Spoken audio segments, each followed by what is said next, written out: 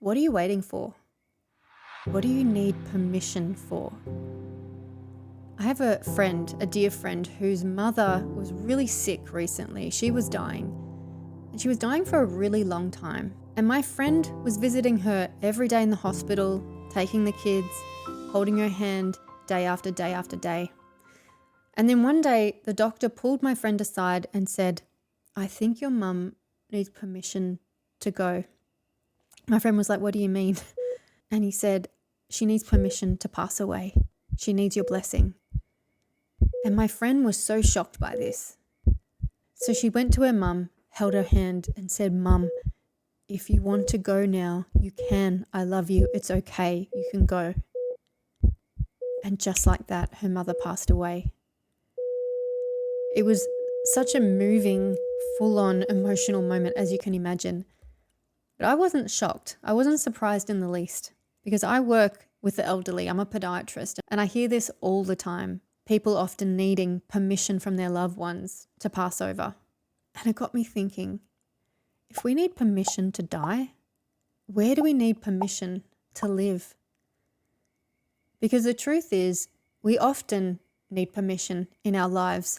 As kids, we need permission all the time from our parents to do anything, from our teachers.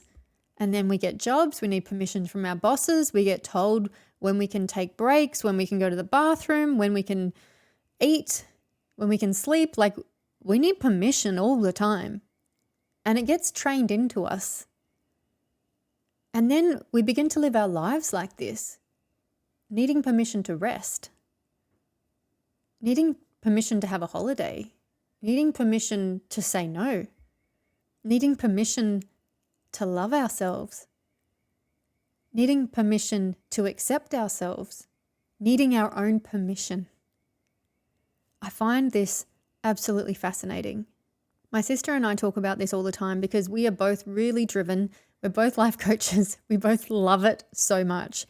And we could do this 24/7, not a problem. So my sister recently gave herself permission to have Sundays off. I know. Wow. But it was a big deal because she loves what she does. So on Sundays, she's not allowed to work. She's given herself permission to do anything at all that she wants to do. Now, I'm not quite there yet, but recently I gave myself permission to watch a TV show that I haven't watched for a few years that I love. My partner and I love this show. It's called Have You Been Paying Attention? I don't know if it's just Australian or it's international, but it's a really funny comedic show where a bunch of comedians are on a panel answering silly answers to like current world news. It's really good. I might leave a link in the description if you're from another country. You might want to check it out. It's really good. So recently I gave myself permission to watch an episode. And I laughed. I belly laughed, and it was just brilliant. And I was like, why has it taken me so long to watch an episode of this show when I love it so much? Because I didn't give myself permission to watch something that wasn't going to move the needle forward, that wasn't for my growth, that wasn't for my spiritual growth or my career growth. I very rarely allow myself to do that. And so it was. And don't get me wrong, I'm not a saint. I consume a ton of YouTube, but it's always got to be purposeful. So I gave myself permission to watch this frivolous show and I loved it. And it really got me thinking, what else do I need to give myself permission for? You know, I talk a lot about accepting ourselves on this channel, and this year I gained a lot of weight. Something big happened in February and I started eating. I went into an old pattern.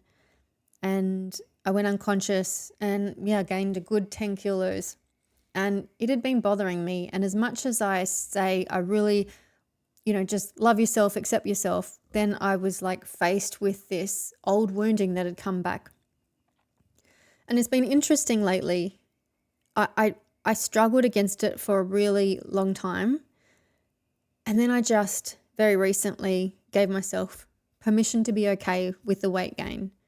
It's not my preference. I would like to lose it and get fit and healthy again. I have had a back injury, which has held things up a little bit too. But I gave myself permission to just accept that I'm at where I'm at, that it doesn't mean I'm a failure, that it doesn't mean anything about me. I just happen to have this weight on at the moment.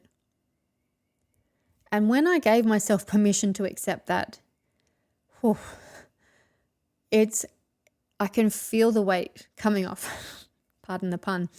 I can feel like a weight coming off my shoulders. It feels lighter. Now, Brené Brown, the legend that she is, popularized permission slips. She didn't invent it, but she's definitely popularized it. And often she says that it's not that we need to say we need to give ourselves permission to do something. We often need to give ourselves permission to not do something. So you literally write yourself a note. I give myself permission to fill in the blank. It sounds small, but it's really not, because when you write things down, it is meaningful. We know that you're far more likely to achieve your goals if you write them down. And there really is something about handwriting it, not typing it, but handwriting, I give myself permission to, and feeling the cells in your body respond to that.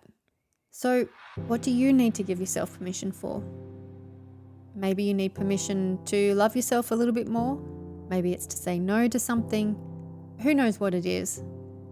But have a think about it, because life is far too precious to keep waiting for permission for something that only you can give.